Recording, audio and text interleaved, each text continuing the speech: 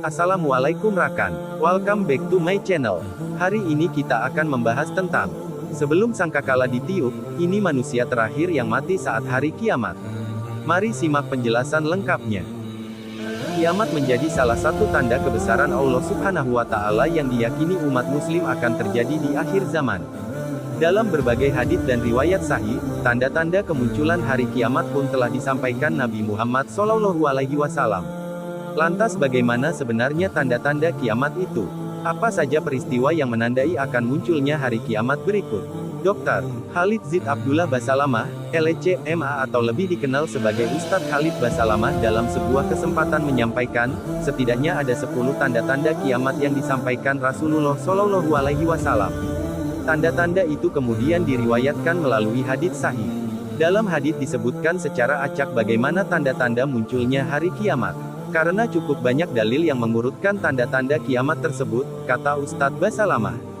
Dijelaskan, jika tanda kiamat yang pertama adalah turunnya Dajjal yang berarti kekacauan. Cirinya, memiliki mata kanan rusak. Ciri lainnya adalah memiliki kulit kehitaman dengan dahi lebar dengan 3 huruf tertulis yaitu Kaf, Fa, Ra, Kufur, dan orangnya tinggi besar. Dalam sebuah hadits sahih, Rasulullah SAW bersabda, ketahuilah Dajjal buta mata kanannya dan Tuhan kalian tidak buta. Karena dia akan mengaku sebagai Tuhan. Ketika menemui tanda-tanda keberadaan Dajjal, maka Rasulullah mengingatkan umatnya agar menghindari Dajjal. Dajjal dijelaskan akan keluar dan membuat kerusakan selama 40 hari. Rasulullah SAW pun menyampaikan, sehari pertama seperti setahun. Sehari kedua seperti sebulan, sehari ketiga seperti sepekan, dan hari-hari berikutnya seperti hari kalian. Dajjal akan keliling muka bumi dan seluruh bumi akan didatangi kecuali Madinah dan Makkah. Rasulullah SAW menyebut, hal itu dikarenakan di setiap pintu gerbang malaikat menghunuskan pedangnya menghalau Dajjal. Pada saat Dajjal tiba di Palestina, di waktu bersamaan kota Madinah berkecamuk. Kaum muslimin sepakat keluar dan membunuh Dajjal. Maka keluarlah dari Madinah, seorang dengan nama seperti Nabi Muhammad yaitu Muhammad bin Abdillah yang juga keturunan Nabi Muhammad. Dia memiliki julukan Mahdi dan dikenal sebagai Imam Mahdi. Dan ini adalah tanda kiamat kedua, terang Ustadz Basalamah. Saat tiba di Makkah maka terbentuklah pasukan jihad yang mengejar Dajjal menuju Palestina. Lalu muncul tanda-tanda kiamat yang ketiga yaitu pada saat pasukan Imam Mahdi dan pasukan jihad itu tiba di Masjid Darul Baidah. Hadits menyebutkan, di menara masjid itu Imam Mahdi salat asyar berjamaah. Saat itulah turun Isa alaihissalam dengan memegang kedua sayap malaikat. Rambutnya yang basah meneteskan air.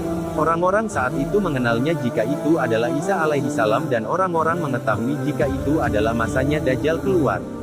Muslimin ketika itu semua paham, maka salatlah mereka lalu menuju ke Palestina. Ringkas cerita Nabi Isa alaihissalam tiba dengan pasukan mujahidin di depan pintu gerbang Babluk. Saat itu, Dajjal berkata, bukakan pintu gerbang. Mereka tidak akan mampu melawan kita. Maka Dajjal dengan sombongnya menunggu di depan gerbang. Pada saat dibuka, Dajjal kaget melihat ada Isa alaihissalam dan pada saat itu Dajjal paham kalau sudah tiba ajalnya dan dia lari dengan badannya yang meleleh di depan pengikutnya. Pada saat Dajjal mati, pengikutnya merasa kaget dan bertebaran mereka serta bersembunyi di bawah pohon dan atas batu. Lalu batu dan pohon akan memberikan penjelasan, hai Muslim, ini Yahudi bunuhlah. Maka dibunuhlah mereka semua. Kemudian Nabi Isa alaihissalam akan memimpin seluruh bumi dan umat Muslim akan masuk ke semua rumah ke muka bumi tanpa sisa. Nabi Isa alaihissalam akan memimpin 40 tahun dengan ketenangan menerapkan hukum Islam. Kemudian turun tanda-tanda kiamat berikutnya yaitu turunnya Yajuj Majuj, tambah Ustadz Basalamah. Rasulullah menyampaikan, ciri-ciri mereka adalah memiliki mata dengan sobekan kecil dan kelihatan sipit tapi bola mata besar. Rambut mereka keriting dan posturnya seperti manusia. Ada sebuah hadits menyebut jika mereka, Yajuj Majuj akan mendatangi sebuah sungai, jika tak salah namanya adalah Sungai Tibria. Airnya mengalir banyak dan Rasulullah sampaikan jika mereka semua minum air sungai itu dan yang terakhir datang tak akan kebagian. Artinya airnya habis diminum mereka. Lalu Rasulullah berkata, Allah berfirman dan berkata, wahai Isa, aku akan mengeluarkan hamba-hambaku yang tidak bisa siapapun mengalahkannya. Maka selamatkanlah dirimu bersama dengan pengikut-pengikutmu ke Gunung Tur. Dijelaskan jika Yajuj Majuj itu memang membunuh dan memakan semua dan jumlah mereka sangat banyak. Ada yang mengetahui jika dia akan mati jika punya 1000 anak. Dalam sebuah hadits menyebutkan, celakalah bagi mereka yang berada di Jazirah Arab. Hadits tersebut kemudian memunculkan penafsiran jika kemungkinan besar hal itu dimaknai tempat mereka dekat dengan Jazirah Arab. Kata Rasulullah Shallallahu Alaihi Wasallam, celakalah orang yang di dekat Jazirah Arab, karena telah terbuka dari lubangnya Yajuj dan Majuj sebesar ini, dengan mengisyaratkan ibu jari dan jari tengahnya. Pada saat mereka keluar maka akan membuat kerusakan. Dalam hadits disebut bahwasannya Yajuj Majuj akan membunuh siapapun dan saat merasa sudah menguasai bumi, mereka akan melepaskan anak panah ke langit. Lalu Allah menurunkan anak-anak panah mereka sebagai fitnah dipenuhi dengan darah. Maka mereka berkata, kami telah membunuh semua yang ada di bumi dan semua yang ada di langit. Nabi berkata, Allah lalu mengizinkan Isa untuk berdoa kepada Allah agar memusnahkan mereka. Maka Isa pun berdoa agar mereka semua dimusnahkan. Maka saat itu Allah menurunkan mereka sebuah hama yang ditafsirkan seperti serangga kecil seperti cacing dan menimpa tubuh mereka. Setiap orang satu dan itu membuat mereka mati. Kemudian Nabi Isa alaihissalam kembali memimpin sampai beliau meninggal. Setelah Nabi Isa alaihissalam meninggal kembali lagi sebagian manusia berbuat kekufuran. Maka keluarlah tanda-tanda kiamat yang kelima, yaitu turunnya hewan yang melata. Binatang melata ini disebutkan bahwasanya akan dikeluarkan, entah dari bumi belahan mana. Hewan melata tersebut bisa berbicara seperti manusia dan tubuhnya dipenuhi dengan bulu. Kemudian dia datangi orang kafir dan menasehati serta mengingatkan. Jika tak mau beriman orang tersebut akan dicap, namun entah akan dicap seperti apa.